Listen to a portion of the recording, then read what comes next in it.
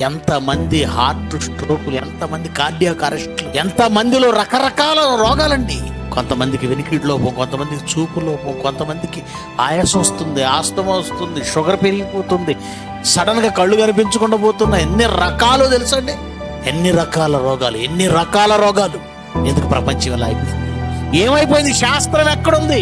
వీటన్నింటికి ఈ సమస్యలన్నింటికి పరిష్కారం శాస్త్రం ఎందుకు చూపించటం లేదు? అసలు నాశనం అవడానికి కారణమే అది. దేవుని మీద భక్తి పోగొట్టి, దేవుని అంటే భయం పోగొట్టి, దేవుని ఉనికిని ప్రశ్నార్థకం చేసి మనుషుల మధ్య దేవుడు ఉన్నాడో లేడో అనుకునేలా చేసింది ఆ సైన్స్ చేతులెత్తేసింది. అనుభవిస్తున్నారు. మనిషి తన జ్ఞానాన్ని నమ్ముకున్నందుకు, మనిషి తాను చదువుకున్న విద్యను నమ్ముకున్నందుకు ఈరోజు ప్రపంచం అనుభవిస్తుంది. అటు ప్రక్క ఆకలి, ఇటు ప్రక్క రోగాలు. ఇది ప్రపంచ పరిస్థితి. మీరు బాగుందనుకుంటున్నారేమో, మీ చుట్టూ ఉన్న మీడియా మాయ చేస్తూ ఉంటుంది. మీరు బాగున్నారని. మణిపూర్లో ఆడపిల్లలను అత్యాచారం చేసి నగ్నంగా ఊరేగిస్తుంటే ఆ విషయం బయటకు రాకుండా ఆపిన ప్రభుత్వం ఉండేది మీడియా. దేవుడు వద్దు, దేవుడు ఉండకూడదు, దేవుడు వద్దు అనుకున్న దేశం నాశనం అయిపోతుంది.